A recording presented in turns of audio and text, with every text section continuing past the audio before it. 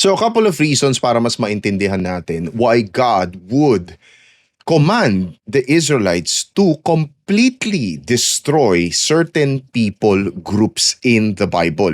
Because if you don't understand kung saan nanggagaling ang Panginoon dito sa kanyang kautusan, iisipin mo that trip-trip lang niyang patayin to mga taong to, no? And it's gonna cause you to doubt the goodness of God as well as, no, make you question, baka naman mali itong sinasamba kong Diyos. No? So let's jump into some of the reasons, no? So first one is, God is judging sinful people. Intindihin natin to. Noah, Sodom and Gomorrah, ano ang common sa kanila?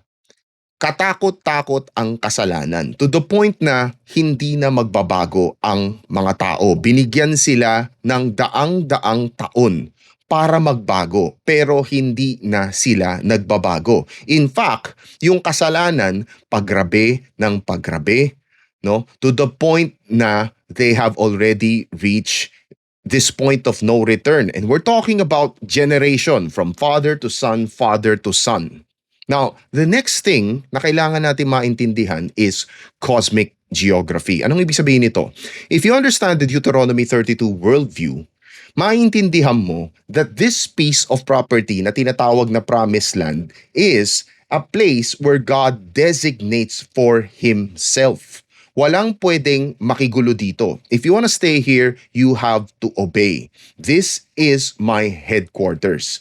The rest of the Gentiles, they were assigned sons of God. They were supposed to take care of the Gentiles, but unfortunately, they didn't. Now, the former tenants, the Canaanites, ang ginawa nila, ginulo nila. They worship other gods. They committed all sorts of immoralities, no?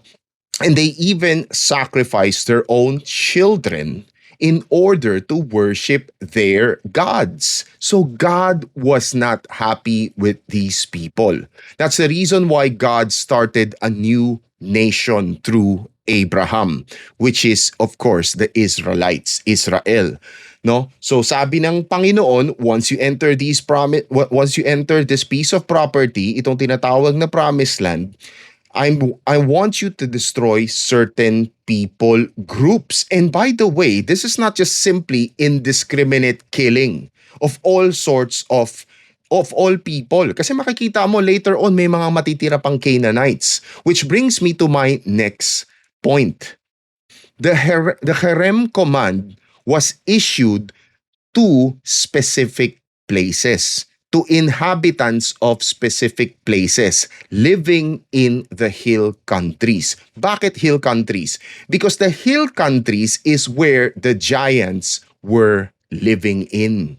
Kailangan natin maintindihan to. Whether you like it or not, this is the context of the Bible. There were giants in those days. Meron pa. Nandiyan pa sila. The Zamzumims, no, you have the Anakims. These are the remnants of the giants, the Nephilims, no? So they were still there and they have to be eradicated because these are hybrids. They were, no, pampagulo sila in short, no? So the next thing is you have to understand the culture. No, hindi sila titigil hanggat sa hindi nila nauubos ang mga Israelita. Hindi sila titigil. Hindi mo maintindihan kung saan nanggagaling yung klase ng galit na meron. This is the kind of mentality that they have.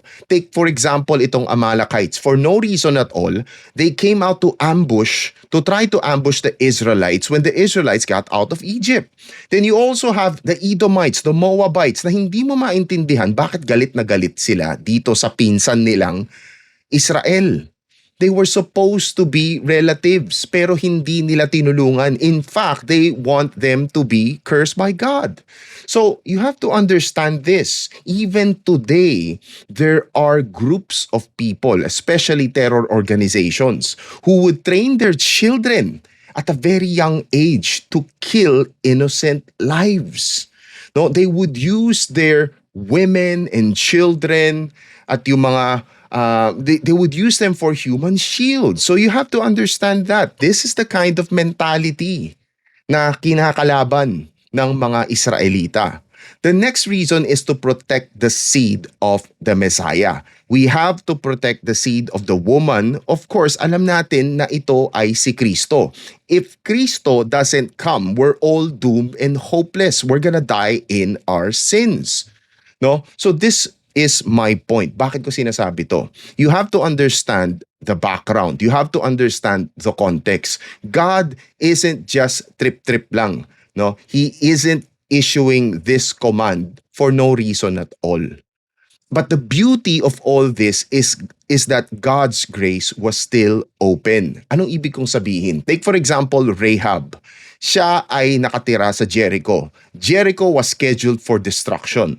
But the moment Rahab repented and joined God's people, she gave her allegiance to God. Ano nangyari? She was saved. Ganon din ang Gibeonites, no?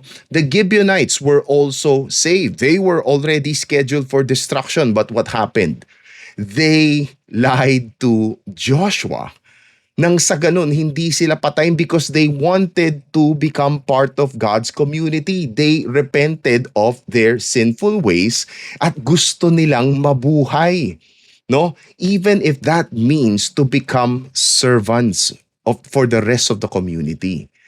So if you read the conversation between Abraham and God concerning the destruction of Sodom and Gomorrah, you're gonna find out at the end of that conversation that God isn't going to destroy the place kung meron pang natitirang mabuti. Kung meron pang righteous, that's the reason why Lot and his family was spared. In fact, ang sabi sa kanya nung angel, if you don't get out of this place, I couldn't start doing my job. No? If you go to Noah, Noah is called a herald of righteousness. Pinagkakalat na niya sa lahat that there is gonna come a day that we will all be judged. And we better change. We better repent. No? The point is that God isn't going on a killing spree for no reason at all.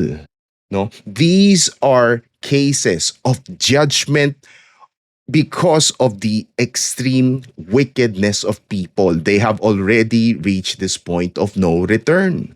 But the thing is, the good news is, habang hindi pa dumarating yung araw ng paghuhukom, meron pa tayong pagkakataon magbago. Magbalik loob sa Panginoon. Meron pa tayong pagkakataon isuko ang buhay natin sa Panginoon nang sa ganon tayo ay maligtas. With that, God bless.